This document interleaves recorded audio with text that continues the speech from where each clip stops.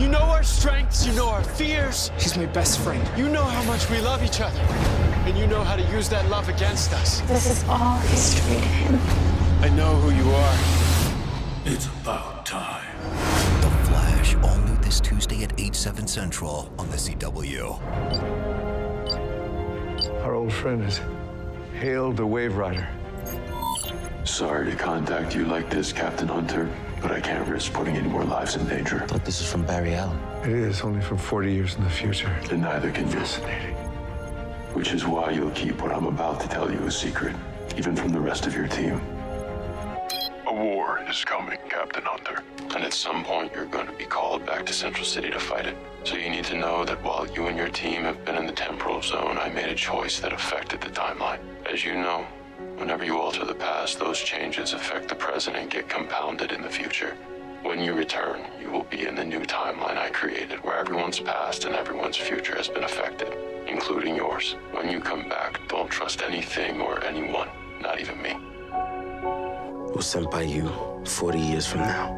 Until I realized that I'd made a big mistake and I tried to reset the timeline, put things back to how they were supposed to be, but it didn't work. Jesse Quick, I knew you would come for me. How'd you know I was coming here? Because I know everything that happens. I've already lived it.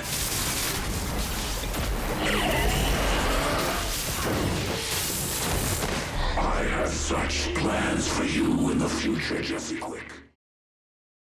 Hey YouTubers, it's Charlie. So we got to talk all about Savitar and the huge problem that they're creating for themselves in Season 4. It's actually pretty cool. There's a new round of the Flash Ring giveaway too. All you have to do to enter is be a subscriber and leave a comment on this video. So I know you're thinking, hey, wait a minute, they defeat Savitar at the end of the season, or they solve the problem of Savitar in a really ironic way. But why does that create problems for them in Season 4? Well, if we learn anything from The Flash, is that rookie Barry will solve problems in a way that also causes bigger problems later on.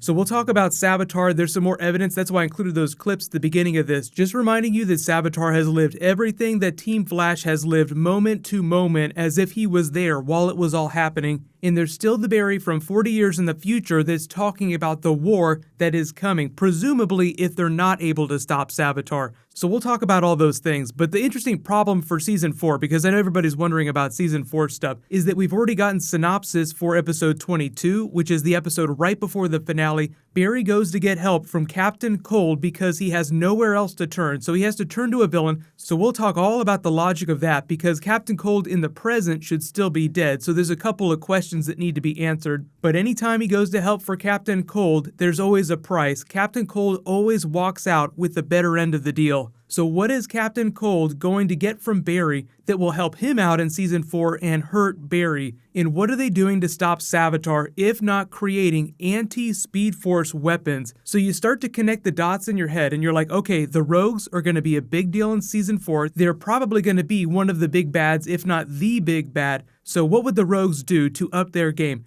They would get anti-Speed Force technology, which they just did in the Flash comic book a couple months ago. Last year, as part of the Flash Rebirth comic, they did this Rogues Reloaded storyline where they reintroduced all of the Rogues into the Rebirth universe. And as part of that, Captain Cold super upgraded his gun to take advantage of the Speed Force, so it shoots like Speed Force enhanced ice that the Flash can't vibrate through. So anytime you're going to build a bunch of weapons to defeat an evil speedster, be careful if you're going to make an alliance with a group of criminals, because those criminals might borrow some of that anti-Speed Force technology that is going to bite you, literally bite you in the ass in the next season. So that's just something to think about for Season 4 as we move into the final couple of episodes.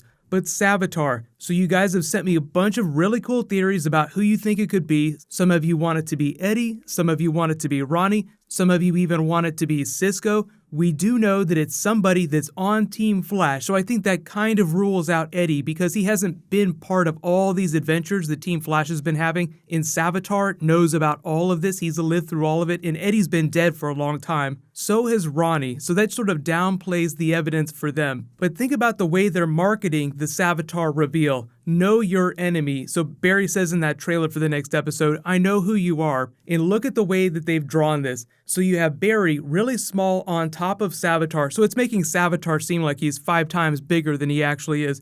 But We saw him climb out of the suit at the end of last week's episode, so we know that it's just a normal-sized person. The suit just makes him look really big. So whoever's in there, it's not a big person, it's just somebody with some really badass Speed Force technology, because Savitar's costume literally absorbs that Speed Force lightning bolt that Jesse Quick threw at him and then redirects it back at her. So it is some hardcore advanced Speed Force technology. And as we know, in Rip Hunter's ship, there's a bunch of anti-Speed Force weapons from the future. Eobard Thawne said that he invented a lot of them. So we know that there's a Barry from 40 plus years in the future. So it sounds like Savitar's from even further in the future, and if he's the first person to ever get speed, then maybe he's just somebody who's jumped around to the past, to the future, to the present to harass people, get powers, become a speed god. So the whole idea is that you don't know when he's from in time, he just jumps around like he doesn't care what the side effects are, which is part of what Barry did at the beginning of the season, and the big lesson that he's learned is that you can't do that. Like, look at all the damage it's done to his relationships and his friendship, to his friend Caitlin Snow that is now full-blown Killer Frost.